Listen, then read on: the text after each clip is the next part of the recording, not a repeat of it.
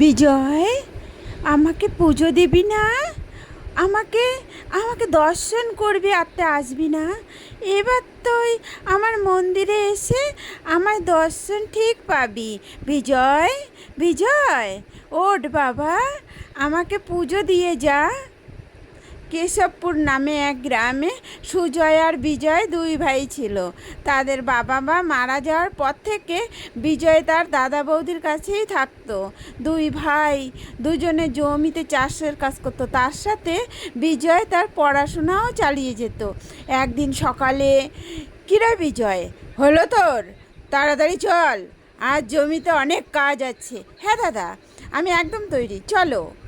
ঠিক তখনই সুজাতা রান্নাঘর থেকে বেরিয়ে আসে আর বলে, এই নাও ধরো, এতে দুজনের খাবার বেঁধে দেওয়া আছে, সময় মতো খেয়ে নিও। সুজয় হাত থেকে খাবার নিয়ে জমির দিকে চলে যায়। তারপর দুই ভাই মিলে জমিতে কাজ করতে থাকে। বেলা বাড়ার সাথে সাথে সূর্যের তাপও প্রচণ্ড বাড়ে। আর ঠিক তখনই আহ আহ বিজয় এইদিকে জল খাবো। দাদা, দাদা, কী হলো তোমার? তুমি এরকম করছো কেন? বুকে বাদিকটা কেমন জানো ব্যথা করছে। আহ আহ এই কথা বলতে বলতেই সুজয় জ্ঞান হারিয়ে মাটিতে পড়ে যায়। গ্রামের আরও কিছু চাষি মিলে তাকে তুলে বাড়িতে নিয়ে আসে। তারপর ডাক্তারকে খবর দেওয়া হয়। যা বুঝলাম, এনার হাতে একটা সমস্যা ব্যথা দিয়েছে। তারই ফলে বিছানায় শয্যাশায়ী। ইনি কবে পুরোপুরি সুস্থ হবেন তা সঠিকভাবে বোঝা যাচ্ছে না। এ আপনি কি বলছেন ডাক্তারবাবু? হায় হায় হায়, আমার কি সর্বনাশ হলো! এই প্রেসক্রিপশনে যা ওষুধ লেখা আছে তা নিয়মিত খাওয়াবেন, বাকি সবই উপরওয়ালার হাতের। এখন আমি চলি। এই কথা বলে ডাক্তারবাবু সেখান থেকে চলে যান।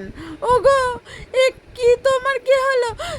কি কথা বলে তুমি? ওঠো, হে ভগবান, এখন আমার কি হবে? এই সংসারটা আমি কি করে চালাবো? তুমি কোনো চিন্তা করো না বৌদি, আমি দাদার সেবা সুস্থ করে দাদাকে ঠিক সুস্থ করে তুলবো। আর যতদিন না সুস্থ হবে এই সংসারের সব দায়িত্ব আমার। আমি সারা দিন রাত জমিতে কাজ করব, ওষুধের জোগাড় করব। তুমি কোনো চিন্তা করো না বৌদি। এরপর থেকে বিজয় সারা দিন কঠোর পরিশ্রম করে, সংসারের সব দায়িত্ব পালন করে, সাথে দাদারও নানা রকম সেবা করতে থাকে। কিন্তু তার দাদার সুস্থ হওয়ার কোনো লক্ষণই দেখা যায় না।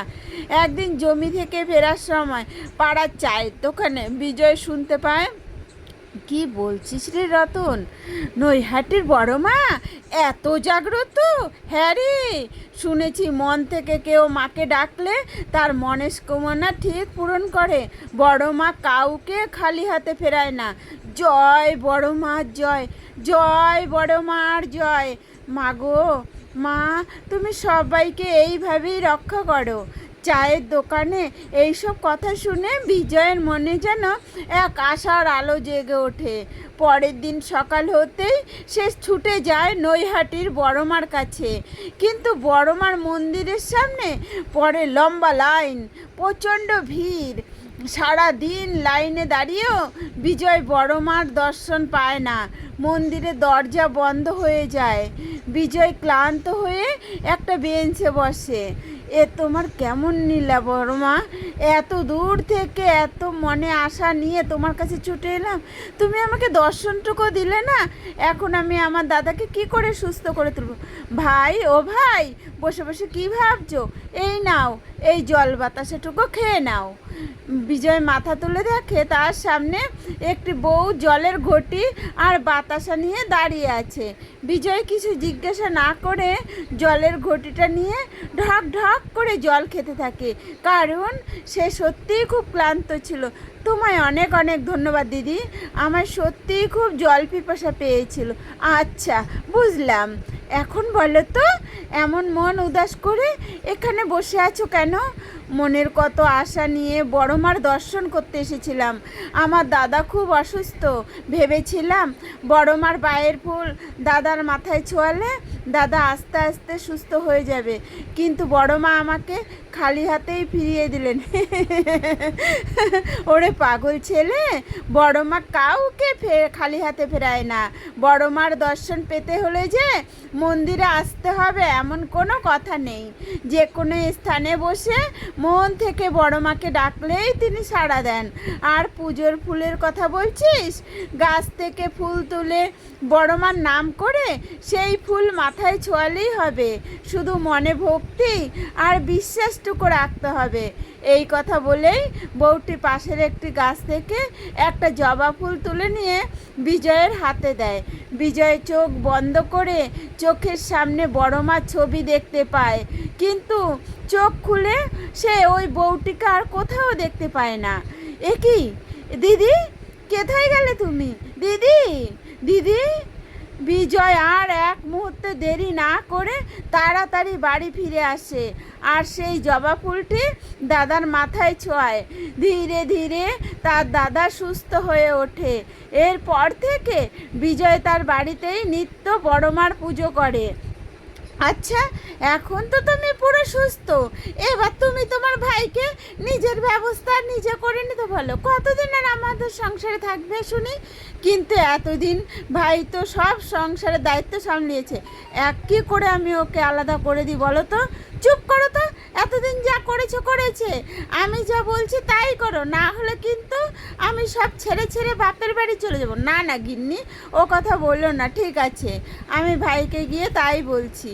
এরপর সুজয় বিজয়ের ঘরে যায়। বিজয় তখন পড়াশোনা করছিল। তার দাদা এসে এই বাড়ি ছেড়ে বেরিয়ে যেতে বলে, সাথে বৌদিও তাকে নানান রকম অপমান করে। দাদা, বৌদি, এ তোমরা কি বলছো?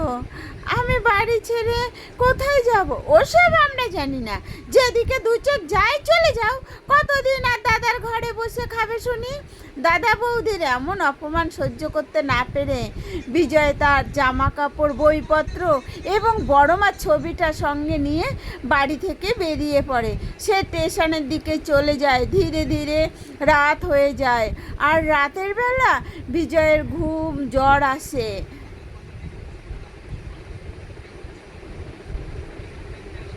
বিজয়, বিজয়, ও কষ্ট হচ্ছে বাবা, তুই শান্তিতে ঘুমো বাবা। আমি তোর মাথায় হাত বুলিয়ে দিচ্ছি।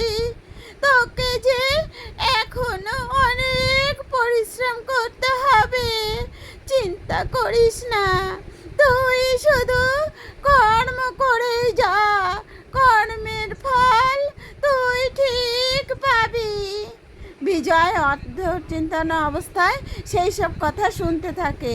এরপর সকালবেলা যখন তার ঘুম ভাঙে, সে দেখে তার জ্বর কমে গেছে। সে উঠে দেখে তার মাথার পাশে একটা জবা ফুল রয়েছে। তখন তার মনে পড়ে যায় কাল রাতের ঘটনা। জয়, জয় বড় মার জয়।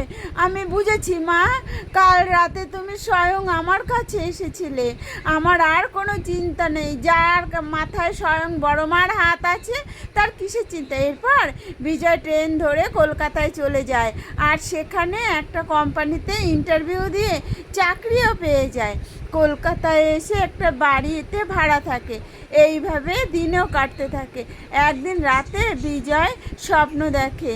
বিজয়, বিজয়, আমাকে পুজো দিবি না?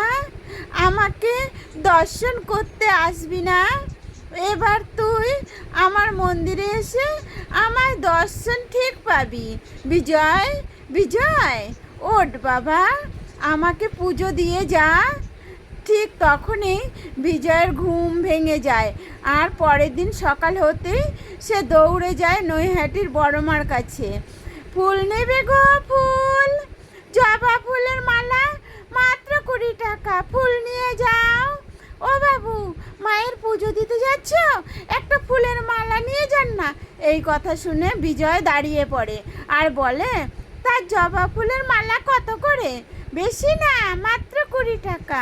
কিন্তু আমার কাছে তো খুচরো টাকা নেই। ঠিক আছে, আপনি জবা ফুলের মালা নিন, আগে পুজো দিয়ে আসুন, পয়সা না হয় আমায় পরেই দেবেন। বিজয় একটা ফুলের মালা নিয়ে ভক্তি ভরে মায়ের পুজো দেয়। আজ বিজয়ের দর্শন সার্থক। মন্দির থেকে বেরিয়ে এসে বিজয় যায় সেই ফুল বিক্রেতার মেয়েটির কাছে। আচ্ছা, তোমার নাম কি? তুমি কোথায় থাকো? আমার নাম জবা। এই তো এখানে ফুল বিক্রি করি আর রাত্রেবেলা মায়ের মন্দিরেই থাকি। এটাই আমার ঠিকানা। সে কি, তোমার বাড়িতে কেউ নেই? সে কোন ছোটবেলায় আমার বাবা মা মারা গেছেন, তারপর থেকে এই মায়ের মন্দিরের সামনেই আমার বড় হয়ে ওঠা। এই মন্দিরে পুরোহিত মশাই আমাকে বড় করে তোলেন। এরপর জবা বিজয়কে সব কথা খুলে বলেন। সব শুনে বিজয়ের জবার জন্য কেমন মায়া হয়। তারপর বিজয় তার ভাড়ার বাড়িতে ফিরে আসে।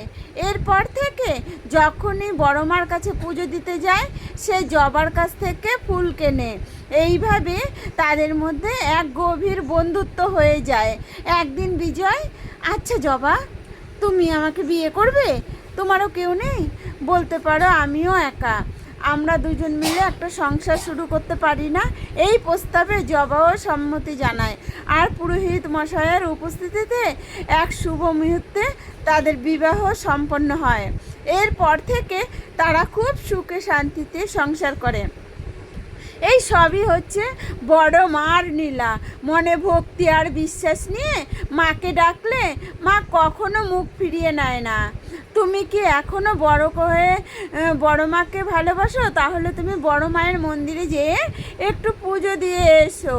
আর তুমি যদি এখনও সাবস্ক্রাইব না করে থাকো তাহলে একটু সাবস্ক্রাইব করে দিও বন্ধুরা। বুঝলে বন্ধুরা, তোমরা সবাই একটু বড় মার মন্দিরে যেয়ে পুজো করবে। আর হয়েছে আমার চ্যানেলটা সাবস্ক্রাইব করে দেবে। আর আমার ভিডিওগুলো দেখলে যদি ভালো লাগে